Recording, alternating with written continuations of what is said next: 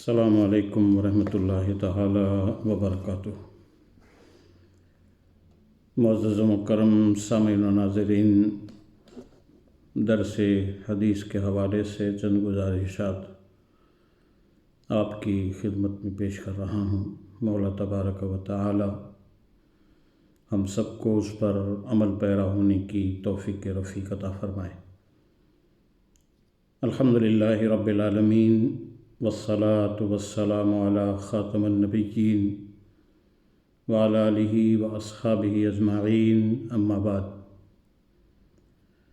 فاعوذ باللہ من الشیطان الرجیم وبفضل کرم بسم اللہ الرحمن الرحیم واقیموا الصلاۃ۔ صدق اللہ العظیم وصدق رسولہ النبی الامین الحبیب الکریم ونحن علی ذلک لمن الشاہدین والشاکرین والحمد للہ رب العالمین۔ آج کی اس گفتگو میں نماز کی فضیلت اور اس کی اہمیت کے حوالے سے تھوڑی سی گفتگو کروں گا۔ مولا تبارک و تعالی ہمیں اور آپ کو عمل کرنے کی توفیق رفیق عطا فرمائے۔ معزز خواتین و حضرات، نماز اللہ تبارک و تعالی اور اس کے رسول صلی اللہ علیہ وسلم پر ایمان لانے کے بعد سب سے اہم ترین رکن ہے، سب سے اہم ترین فریضہ ہے۔ نماز مسلمانوں کی پہچان ہے، اللہ تبارک و تعالی کی رضا کے حصول کا ذریعہ ہے۔ نماز دل کا نور ہے، آنکھوں کی ٹھنڈک ہے۔ نماز کفر اور اسلام میں فرق کرنے والا عمل ہے۔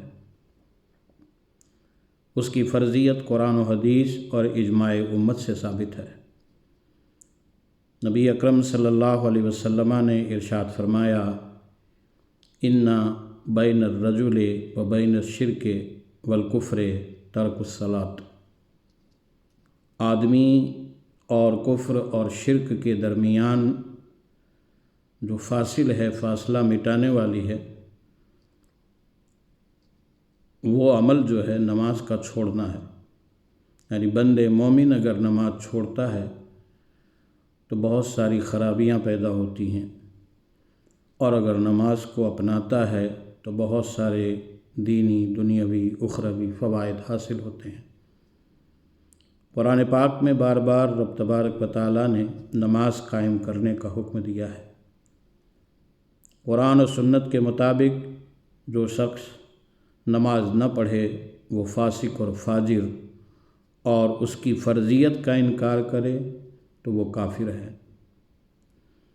اس کی اہمیت کا اندازہ اس بات سے لگایا جا سکتا ہے کہ قرآن حکیم میں اللہ تبارک و تعالیٰ نے 92 مقامات پر، یعنی 92 مقامات ایسے ہیں جس میں نماز کا متعدد حکم فرمایا ہے۔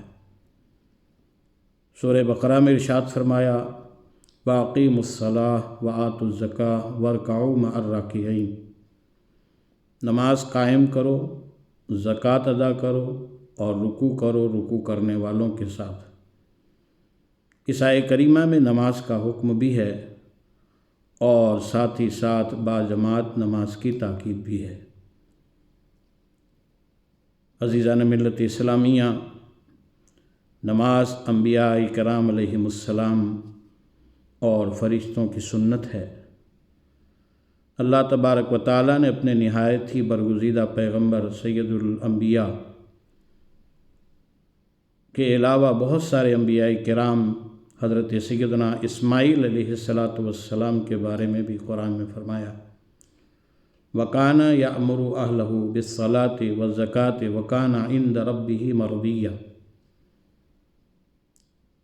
اور وہ اپنے گھر والوں کو نماز اور زکوٰۃ کا حکم دیتے اور اپنے رب کے ہاں پسندیدہ تھے۔ حضرت سیدنا اسماعیل علیہ السلام کا یہ وتیرہ رہا ہے کہ وہ اپنے گھر والوں کو نماز کا حکم دیتے اور وہ اپنے رب کی بارگاہ میں بہت پسندیدہ تھے۔ یعنی انبیاء کرام علیہم السلام کی سنت کریمانہ رہی ہے کہ لوگوں کو نماز کی ترغیب اور ترغیب دیتے تھے۔ سامعین محترم، قرآن پاک کے بعض مقامات پر انسانیت کی رہنمائی کے لیے بہت سارے احکامات آئے ہیں۔ احادیث میں نماز کی بڑی فضیلت اور اس کی عظمت بیان ہوئی ہے۔ نمازیوں کے لیے اجر و ثواب کی بشارتیں دی گئی ہیں، بے نمازیوں کے لیے سخت عذاب کی وعیدیں سنائی گئی ہیں۔ اللہ کے رسول صلی اللہ علیہ وسلم کا ارشاد گرامی ہے، ان اول ما یحاسب به العبد یوم القیامت من عملہ صلاتہ فإن صلحت فقد افلح وانجح وإن فسدت فقد خاب وخسر۔ آقا دو عالم صلی اللہ علیہ وسلم نے ارشاد فرمایا کہ قیامت کے دن بندے سے سب سے پہلے اس کی نماز کا حساب لیا جائے گا، اور اس کی نمازیں پوری اور صحیح ہوئیں تو وہ کامیاب ہو جائے گا، اور اگر نمازیں پوری نہ ہوئیں تو وہ ناکام اور نامراد ٹھہرے گا۔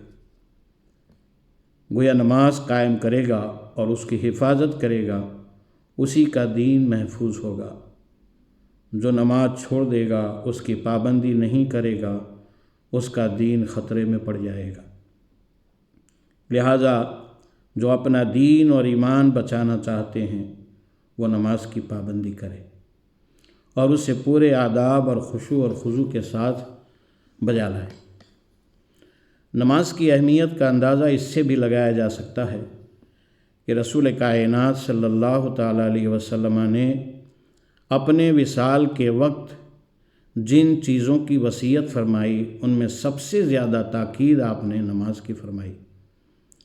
حضرت علی المرتضیٰ رضی اللہ تعالیٰ عنہ کے مطابق جو آخری الفاظ آپ کی زبان مبارک سے بار بار آ رہے تھے، مولائے کائنات فرماتے ہیں کہ جو سرکار کی زبان فیض ترجمان سے آخری الفاظ نکل رہے تھے وہ الصلاۃ کے الفاظ تھے، یعنی نماز۔ اس سے بھی نماز کی اہمیت کا پتہ چلتا ہے۔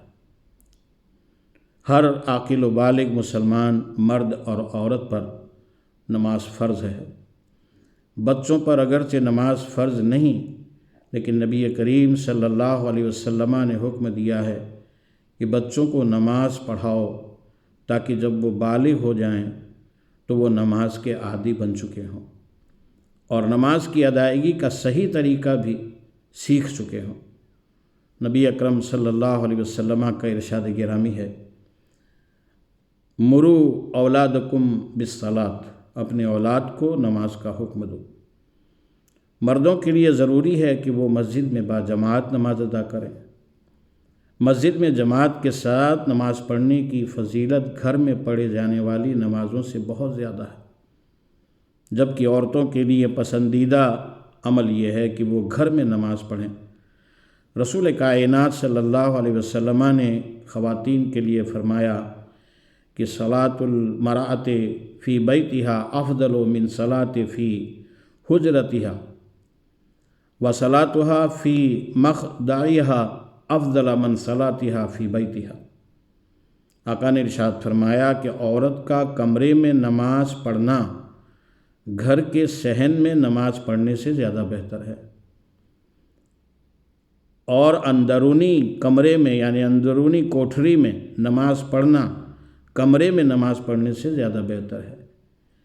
یعنی عورتیں اگر نماز ادا کرتی ہیں تو اپنے کمرے میں مخصوص کمرہ ہو جہاں وہ نماز پڑھیں تو زیادہ ثواب ہے، بجائے اس کے کہ وہ نیچے والے حصے میں سٹنگ میں یا ڈائننگ میں نماز پڑھیں۔ اپنے کمرے میں اگر زیادہ پڑھتی ہیں تو وہ زیادہ افضل ہے۔ یعنی عورت جتنی چھپ کر کے اور باپردہ ہو کر کے نماز پڑھے اس کے لیے اتنا ہی بہتر ہے، اتنا ہی ثواب ہے۔ جمعہ یا دیگر اجتماعات میں خواتین مساجد میں جائیں تو وہاں بھی ایسا اہتمام ہونا چاہیے کہ مرد و زن کا اختلاط نہ ہو۔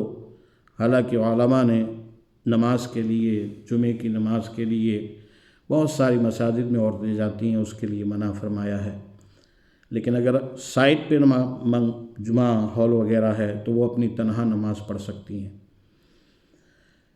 حضرات گرامی، یہ تھی نماز کی اہمیت۔ آخر میں نماز کے فوائد بیان کرنے کے سلسلے میں قرآن پاک کی ایک اہم آیت کریمہ جو نماز کے فوائد کے بیان میں بہت جامع ہے۔ ارشاد باری تعالیٰ ہوتا ہے ان الصلاۃ تنہا عن الفحشاء والمنکر، بے شک نماز بے حیائی اور بری باتوں سے روکتی ہے۔ قرآن و حدیث کے مطابق نماز کے چند اور دینی اور دنیاوی فوائد بھی ہیں، جیسا کہ فرمایا گیا کہ نماز طہارت اور پاکیزگی کی عادت ڈالتی ہے۔ نماز انسان کو وقت کا پابند بناتی ہے۔ نماز کی وجہ سے صبح جلد اٹھنے کی عادت بن جاتی ہے۔ نماز کی برکت سے دوسرے گناہوں سے بچنا آسان ہو جاتا ہے۔ نماز قبر کے اندھیروں میں چراغ کا کام دے گی۔ نماز دل کو سکون اور جسم کو تازگی بخشے گی۔ مسجد میں باجماعت نماز ادا کرنے سے معاشرے میں محبت اور الفت پیدا ہوتی ہے۔ سب سے بڑھ کر کہ یہ نماز اللہ تبارک و تعالیٰ کی رضا اس سے حاصل ہوتی ہے۔ نمازی کے لیے منکر نکیر کے سوالوں کے جوابات آسان ہو جاتے ہیں۔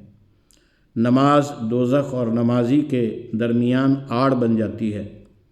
نماز بندے کو پل صراط پار کرنے میں مدد کرتی ہے۔